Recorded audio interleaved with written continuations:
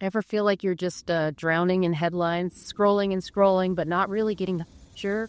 Well, maybe you've wondered if big investors have some kind of secret playbook. Yeah, exactly. Well, welcome to the deep dive. This is where we help you cut through all that noise and, actually understand what's going on. That's the idea. We dig into different sources, like the Consumers.App podcast from yesterday, May 11th, alongside other research, and pull out the key stuff you need. No overload, just the insights. Right. So today, we're diving into quite a mix. We're looking at individual investors, flexing their muscles. Then, is cash going extinct? Also, the science behind timing your fast for weight loss, and even something about what we might be sharing with our pets besides the social. It's quite the range. It is. It's a big exploration designed to give you a really solid grasp of these things. Ready? Let's do it. Okay, first up, this headline from Reuters over on MSN.com, "The devil's in the lack of detail." This gets us into retail investing. We hear retail versus institutional investors all the time. What's the actual difference there? Well, basically, retail investors are individuals, people like you, me, managing our own money. Institutional investors, they're the big players, pension funds, corporations, investing huge sums on behalf of others. Okay. So scale is a big part of it. Scale is massive, yeah. And that scale often means they have access to, more sophisticated research, different tools, and they maybe tend to operate with a bit less emotion than individuals might. Right. Less swayed by the day-to-day ups and downs, perhaps. Potentially, yeah. Understanding who helps make sense of market movements. Okay. So thinking about that, the GameStop thing back in January 2021, that still feels pretty fresh. How did that whole situation really show the power of these retail investors? Oh, GameStop was definitely a landmark moment. It showed loud and clear that when individual investors organize, often online, they can seriously move the needle. They challenged some big institutional bets, I remember. Crazy price swings. Exactly. It forced a lot of conversations about market access, the role of platforms like Reddit.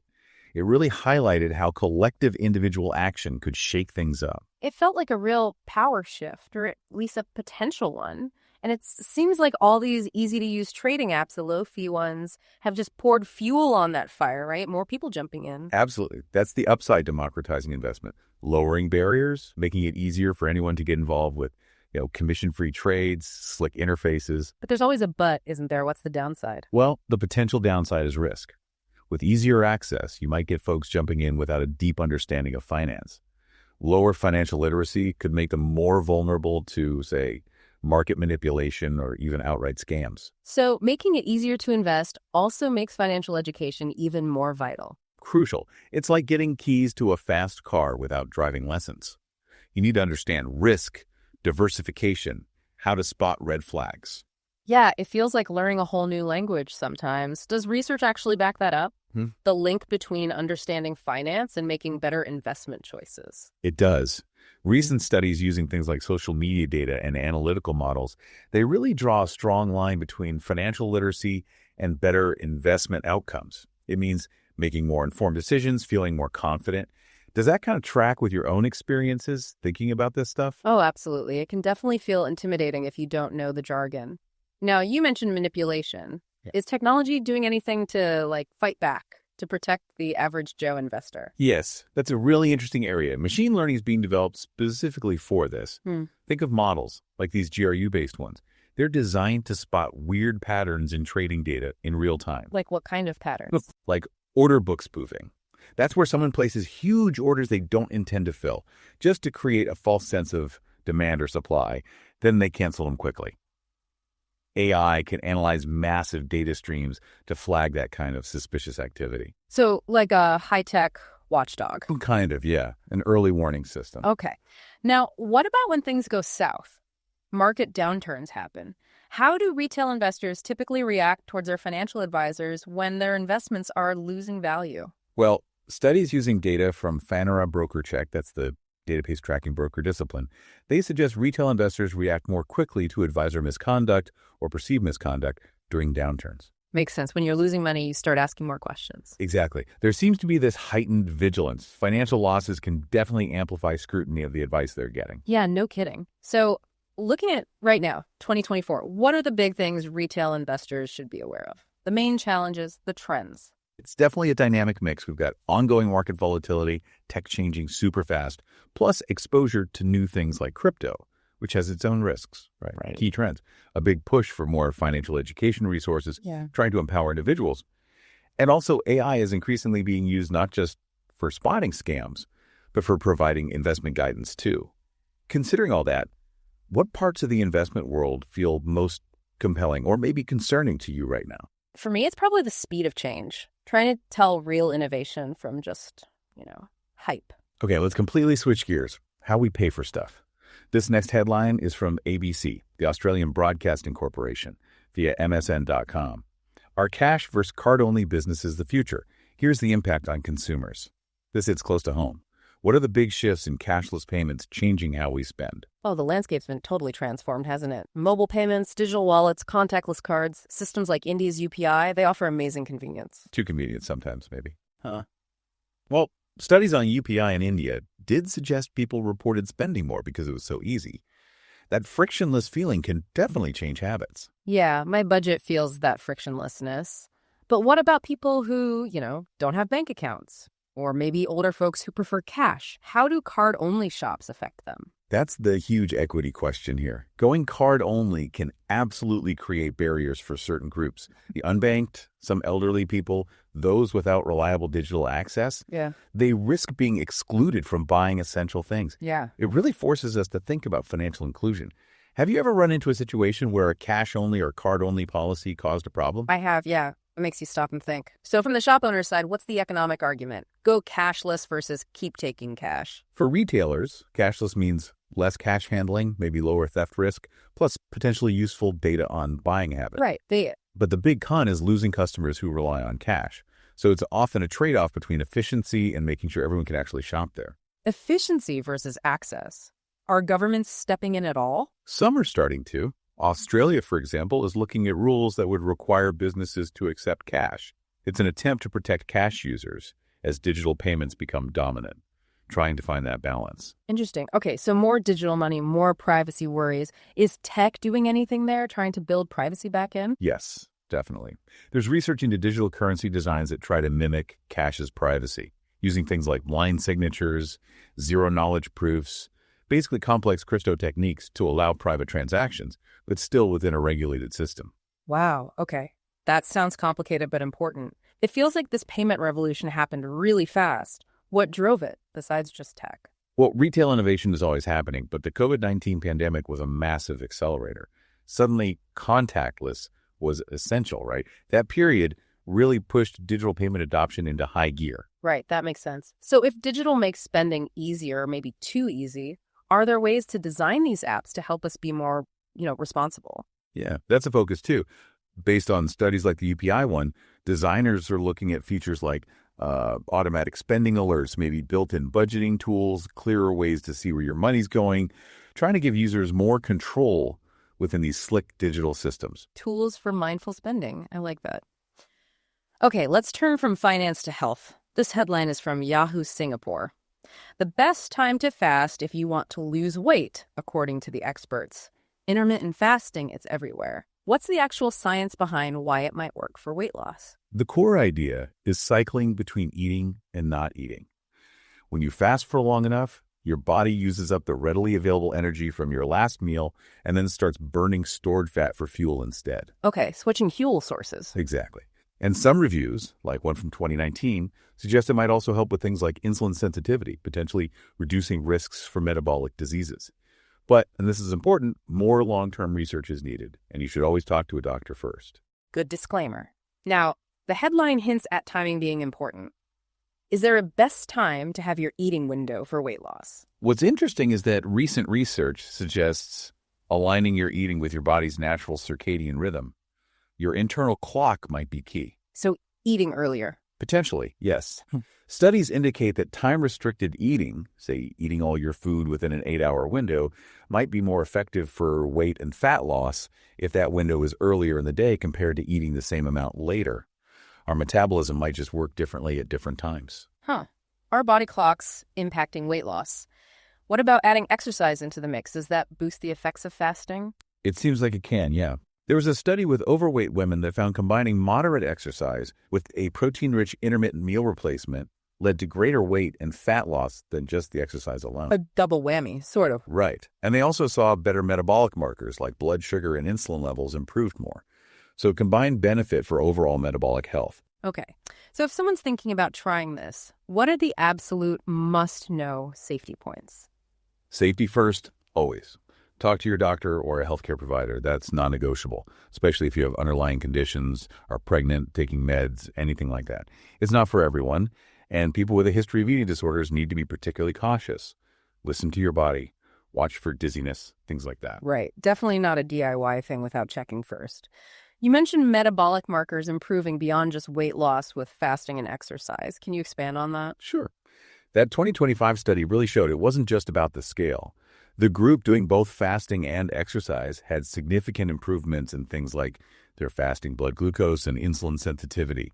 That suggests the combo positively impacts how the body handles sugar and insulin, which is key for long-term health, separate from just weight. So deeper health benefits. How does exercise actually help fasting burn more fat? What's the mechanism? Well, exercise directly burns calories, obviously, but it also boosts fat oxidation, makes your body better at using stored fat for fuel. When you combine that with fasting, where insulin is low and fatty acids are released from fat stores, exercise basically amps up the demand for that fat fuel. Okay. Fasting gets the fuel ready, exercise uses it up. Pretty much, yeah. Yeah. It's a complementary effect. Makes sense. But the big question, can people actually stick with this long term? Is it sustainable for managing weight? That's the million-dollar question, isn't it? And the jury's still out, really. Reviews suggest it can work short-term, but long-term adherence is tough. Social eating, lifestyle, personal preference, these all play a huge role. We need more big long-term studies to know for sure about sustainability over years and years. If you've thought about trading it, what practical challenges do you foresee? Oh, definitely fitting it around social life, work lunches, things like that, and just the discipline. Okay, let's pivot again, this time to starting exercise from scratch. Headline from the Jamaica Observer: 7 steps to start a workout routine from scratch. Great for anyone feeling a bit lost. What are the basics for a beginner starting cardio? The key is making it manageable and enjoyable so you stick with it. So set realistic goals. Don't aim for a marathon next week. Choose activities you actually like. Start slow, low to moderate intensity. Be consistent, even if it's short sessions. Track your progress somehow. It helps motivation. Gradually increase how long or hard you go. And crucially, rest. Let your body recover. Okay, start small, be consistent, listen to your body. Exactly. And you don't need hours. The WHO suggests 150 minutes a week of moderate activity, but studies show even 11 minutes a day makes a difference. 11 minutes? That sounds achievable. What are the big picture health wins from starting regular cardio if you've been mostly inactive? Oh, they're huge. Better heart health, lower risk of stroke, type 2 diabetes, some cancers, helps with weight management, boosts mood, gives you more energy. Basically, it contributes to a longer, healthier life, lower mortality rates, better quality of life. That's powerful stuff. What happens inside our bodies when we start? Does research show how we adapt? Yeah, it's cool. A 2023 study looked at beginners doing challenging stuff like loaded downhill walking. Even after just a few sessions, they showed less muscle fatigue, the exercise felt easier, and their bodies got more efficient metabolically. So even when it feels awful initially, good things are happening. Exactly. Your body starts adapting right away. It really highlights why sticking with it, even through the initial discomfort, is worth it. Good to know. Can tech help beginners stay on track? Like apps and things? Definitely. Apps can be great motivators. They offer personalized plans, track your activity, give you reminders, maybe little rewards or challenges. Some sync with wearables for heart rate data, adjusting workouts. It's like having a virtual coach. Handy. What about where we exercise? Does exercising outdoors make a difference? Research suggests it can. Getting outside, especially for unstructured activity or play, seems to boost enjoyment and make people more likely to stick with it across different ages. A 2025 study on kids found outdoor play interventions increased overall activity. Nature just seems to make it feel less like a chore. I get that. A park run feels different from a treadmill. What other tricks help beginners get over that initial hump? A mix of strategies works best. Behavioral stuff like setting clear, SMART goals: specific, measurable, achievable, relevant, time-bound. Finding social support, like working out with a friend or joining a class. Even gamification, making it fun. Plus, understanding the why the benefits helps with the mental game. SMART goals, friends, fun, and focus. Got it. So, bottom line for a total beginner, what's the minimum cardio to aim for to see some health benefits? Around 150 minutes of moderate intensity activity a week is the general guideline. Think brisk walking, cycling, swimming. But you can break it up 30 minutes 5 days a week. And remember, even those shorter 10 or 11-minute bursts add up and start reducing health risks. Start where you are, build slowly. That feels encouraging. Yeah. Okay, now for people who are exercising but feel stuck in a rut, this headline's from the Montreal Gazette on MSN.com. Fitness, give your workout a spring tune-up. What's the benefit of doing both cardio and strength training? Combining them is really the gold standard for overall fitness. The science is clear. It improves heart health, builds muscle, which boosts your metabolism even at rest, and helps regulate blood sugar. Doing both reduces chronic disease risk, strengthens bones, and just makes everyday activities easier. WHO recommends that combo, 150 minutes moderate cardio plus strength training twice a week. So they work together for better results. We know cardio is good for the body, but what about the brain? Huge benefits there, too. Recent studies really emphasize how aerobic exercise boosts mental health. It lifts mood, cuts stress and anxiety, and sharpens cognitive functions like decision-making, focus, memory. It seems to improve executive functions, planning, problem-solving. And feeling better mentally makes you more likely to exercise, right? How do you notice the mental boost yourself? Oh, definitely. It's a massive stress reliever for me. Clears the fog. So if someone wants to jazz up their cardio, what are some fun, maybe less common options? So many things. Cardio drumming, using drumsticks on an exercise ball, great rhythm workout. Dance workouts are always popular, good for coordination too. HIIT, high-intensity interval training, is efficient. Swimming, cycling are classics for a reason. Even just taking the stairs more often adds up. Variety is key. Cardio drumming, okay, that sounds different. How do wearables like smartwatches help specifically with cardio? They give you real-time data, heart rate, pace, distance, calories. That lets you track progress, stay in your target intensity zones. Many offer personalized insights, goal setting, even sleep tracking, which impacts workouts.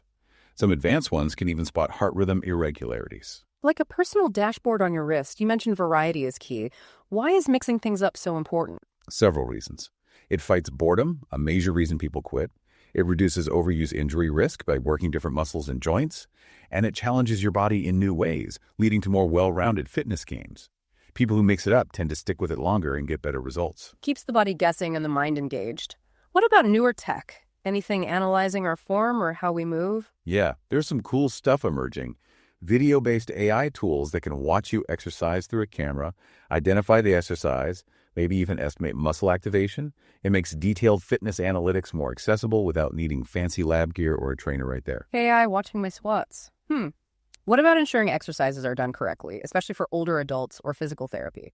That's where machine learning and wearable sensors are really promising. Systems can monitor how you perform exercises, say, for home-based physical therapy. They analyze your movement, give real-time feedback on form, helping prevent injury. Accuracy rates in studies are getting pretty high. That's fantastic for safety and effectiveness, especially at home. Okay, shifting gears now to a really complex area, our relationship with animals and health. This headline is from Psychology Today. Animal-human relationships, an urgent plea for modernization. How does our environment, including animals, impact our health according to recent findings? Research really stresses how much our environment shapes health. That includes air, water, but also our interactions with animals. Zoonotic diseases, ones passed from animals to humans, like leptospirosis, are a prime example. Changes in land use, climate, how closely we live with animals, all influence the risk of these diseases emerging. Health agencies really emphasize understanding these links. So our health is tied to the health of the environment and the animals in it. The article also mentions the digital work environment, oddly enough. How does that fit? Well, a 2023 study looked at that. It found things like strong company commitment and ethical practices can actually protect mental health in digital workplaces. They can reduce tech-related anxiety, like that fear of being without your phone, nomophobia. So even our virtual environment impacts well-being. Everything's connected. Back to animals, the article mentions rising zoonotic disease transmission in Malaysia. What's going on there? An analysis showed leptospirosis cases increasing, linked often to direct contact with infected animals or contaminated water, especially during floods.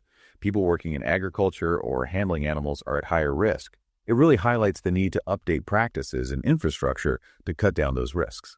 Definitely a public health concern. The piece also touches on anxiety disorders. What's the latest thinking on what causes them? Genetics play a role. Heritability is maybe 30-50%. Recent research found new genetic links. But epigenetics is also key, how environment and even therapy can change how genes are expressed, influencing anxiety. Understanding this better could lead to more targeted treatments. Fascinating. The pandemic obviously hit mental health hard. What did studies show about vulnerable groups? Research, for instance, in India during lockdowns showed big increases in anxiety, sleep problems, stress, especially among migrant workers. Losing routines, more screen time, isolation, money worries all contributed. It showed how crucial mental health support is during crises. Absolutely. So, pulling all these threads together, environment, work, mental health, what are the main recommendations from big health agencies now? They consistently emphasize a holistic view.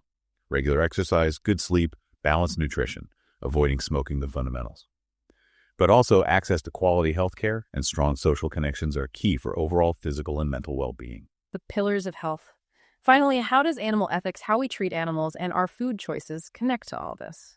There's a growing understanding of the link. How we raise animals for food impacts zoonotic disease risk and has huge environmental consequences like greenhouse gas emissions, land use. Moving towards more plant-based diets or just modernizing animal agriculture ethically can help address both public health risks and environmental damage. Thinking about all this, what parts of our relationship with animals do you think most urgently need modernizing? Wow, that's a deep question with huge implications. Okay, let's broaden the health lens even more. This headline's from Prevention. What your body is trying to tell you about your health, according to experts. Big picture. What factors shape our health? Research points to four main buckets. Our individual behaviors, diet, exercise, smoking, our genetics, structural factors like access to healthcare, education, income, and environmental conditions, clean air, water, safety. It's the complex interplay between all of these. Not just about personal choices, then. How important is a healthy environment in that mix? It's fundamental. Clean air, safe water, healthy living conditions. These are the bedrock of public health. Environmental health focuses on minimizing harmful exposures and ensuring access to resources. It's directly linked to lower disease rates and better quality of life. Makes sense. The UN recognized the right to a healthy environment recently. Why was that significant? That 2022 UN recognition was huge. It establishes this right as a universal human right. It gives a stronger legal and ethical basis for people to demand environmental protection and hold governments accountable for things that harm health through environmental damage. A tool for change. What kind of practical advice do agencies like the CDC give about environment and health? They focus on reducing hazards, pollution control, food and water safety. They also promote healthy lifestyles to make us more resilient to environmental stresses. And they support research to better understand the risks and protect vulnerable groups. Prevention and resilience. How does environmental health connect with other public health fields? It's deeply interconnected, with toxicology studying harmful chemicals, with epidemiology tracking disease patterns often linked to environment, with occupational health safety at work. You need all these perspectives for effective strategies. A real team effort. The article mentions diet again. Any recent findings there? Yeah, a 2025 review looked at ketogenic diets. It suggested potential benefits beyond weight loss, like feeling fuller, better blood sugar control, maybe reduced inflammation. It shows how our understanding of specific diets and their health impacts keeps evolving. Interesting. So finally, who's responsible for protecting the environment for health? Individuals, governments. Everyone has a role. Individuals can adopt greener habits, support sustainable businesses. Advocacy groups raise awareness, lobby for change. Governments need to enact and enforce strong regulations, invest in green infrastructure, and cooperate internationally. It takes action at all levels. Collective responsibility. Okay, let's bring it back to our furry friends. This headline from the Straits Times asks, Vet Talk. Can antibiotic-resistant bacteria be shared between pets and owners? Super important for pet owners. How easily does this happen at home? It's definitely a real risk. Transmission can happen through direct contact petting, cuddling, sharing beds, or indirectly touching contaminated surfaces. Our close cohabitation habits create lots of opportunities for these microbes to spread back and forth. Sharing beds. Yeah, that's close contact. Is there proof of this sharing happening? Yes. A 2015 Czech study found the same strains of antibiotic-resistant bacteria in both pets and their owners in some households. And significantly, it was more likely if either the pet or the owner had recently taken antibiotics. Wow. So antibiotic use is a key factor. What drives antibiotic resistance in general in our homes? Primarily, it's the overuse and misuse of antibiotics in both people and animals. Using them for viruses, not finishing the full course, this lets resistant bacteria survive and multiply. Poor hygiene also helps them spread. It's a cycle. What specific advice do health authorities give pet owners to minimize this risk? Key things are: only give pets antibiotics prescribed by a vet. Always finish the full course. Wash hands thoroughly after touching pets or their stuff. And maybe avoid super close contact if one of you is sick. Simple hygiene goes a long way. Good practical tips. What are the dangers if these resistant bacteria, like MRSA, get established in a home with pets? The big danger is infections that are really hard to treat. MRSA, other multi-drug resistant bugs, they cause infections that don't respond to standard antibiotics. Antimicrobial resistance is a massive global threat, causing many deaths worldwide. Both pets and people can carry and spread these bugs. That's scary stuff. Is technology helping us track how these resistant bugs move between pets and people? Yes, definitely. High-throughput genomic analysis sequencing the bacteria's DNA lets researchers track resistance genes much more precisely. They can see how resistance evolves and spreads between different hosts like pets and humans. It gives a much clearer picture. Following the genetic trail. So, to boil it down, what are the absolute must-do science-backed things pet owners can do to reduce the risk? Number 1 is hygiene, especially hand washing. Number 2 is responsible antibiotic use only when necessary. Complete the course. Keep shared spaces clean. Be mindful of contact when someone's ill. These steps make a real difference. For listeners with pets, has this changed how you think about hygiene around your animals? It certainly makes me think. Okay, final stretch. Let's look at a major global challenge from the Arab Times. Kuwait hosts Sustainable Energy Conference, Clean Energy and Regional Cooperation. What's the main goal of a conference like this? The core aim is to speed up the shift to clean energy in the Middle East. That means sharing what works in terms of policy, encouraging joint strategies for moving away from fossil fuels, and boosting collaboration on research and technology transfer within the region. They hope for agreements on projects, maybe harmonizing some regulations. Building momentum together. The article also mentions plastic pollution. How does that fit into sustainability in the region? Plastic pollution is a huge environmental issue there, like many places, driven by consumption and often weak waste management. It harms ecosystems, potentially health. Solutions involve stricter rules on single-use plastics, better recycling, public awareness, and regional cooperation on things like marine litter. That global pledge to end plastic pollution shows the urgency. Another interconnected problem. Measuring carbon footprints is mentioned too. Why is that so important for policy? You need to measure it to manage it, right? Yeah. Carbon footprints show where emissions are coming from, countries, industries. That allows targeted policies. In the Middle East, it's used to guide energy policy, push industries to cut emissions, and track progress towards climate goals. You need that data. Can't fix what you don't measure. What about green hydrogen? Is that a big opportunity for the Middle East? Research suggests it's very promising. Countries with lots of sun could produce green hydrogen made using renewables cost-effectively. Projections show costs falling, potentially making the Middle East a major global exporter by 2050. It could diversify economies, create jobs. A potential clean energy export boom.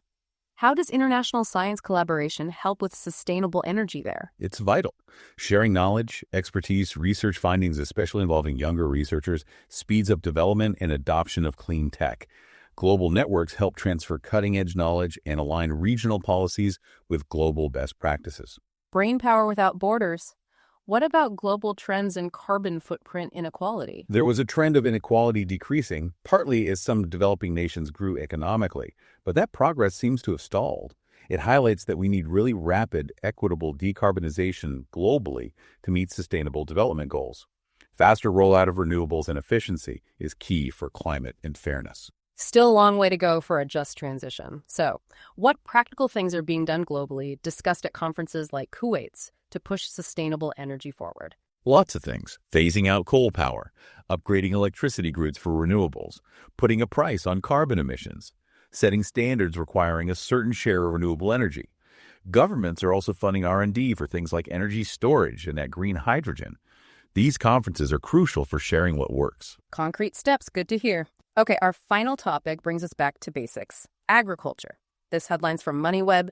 Investing in agriculture reduces poverty and inequality. What innovations are helping in Africa specifically?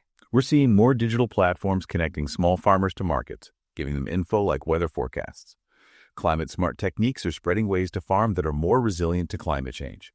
Plus, using Earth observation data, like satellite imagery, to manage crops better. These are slowly reaching rural farmers and boosting livelihoods. Tech reaching the fields. How does investing in farming actually cut poverty in sub-Saharan Africa? It has a massive impact. creates jobs, raises incomes for farm families and related businesses, improves food security directly. Studies using satellite data and machine learning confirm that targeted farm investments lead to real drops in poverty locally by boosting productivity and resilience. More than just food, it's economic uplift. What stops African farmers from fully using these digital tools? Big hurdles remain. Limited internet, poor infrastructure in rural areas, lack of affordable financial services tailored for farmers. Digital transformation is faster in cities, leaving rural areas behind sometimes. Bridging that gap with investment in connectivity and training is critical. The digital divide is real there, too. What impact have these innovations had on small farmers economically over the last decade or so? Generally positive. Yeah. Better seeds, mobile advice, digital markets have often led to higher productivity, better market access, improved incomes for many smallholders. They're crucial for global food security. But the benefits aren't always even depend on infrastructure, policies, education access. Progress, but uneven. How is climate change forcing changes in African farming innovation? Climate change is a massive threat there, hitting yields, food security. So innovation is increasingly focused on resilience, developing drought-tolerant crops, using water and fertilizer more precisely, promoting sustainable land management to protect soil. Combining science with local farmer knowledge is key. Adapting to survive and thrive. Lastly, can AI and machine learning help even more? Yes. Research shows combining AI and machine learning with satellite data offers powerful tools. They can estimate poverty levels, monitor crop health, predict yields more accurately and faster than old methods. This helps target aid and development efforts much more effectively. Using cutting-edge tech for grassroots impact. That's really powerful. Well, that wraps up another deep dive. Thank you so much for joining us on this exploration today. It's amazing what you uncover when you really dig in. Absolutely. Staying curious, staying informed, it's so important in this complex world. Hopefully you picked up some useful insights, maybe had a few moments. Definitely. And to leave you with something to chew on, we've seen technology weaving through finance, fitness, and environmental. But what are some unexpected ways AI might quietly reshape our everyday habits and our overall sense of well-being in the years to come? Thanks for diving deep with us.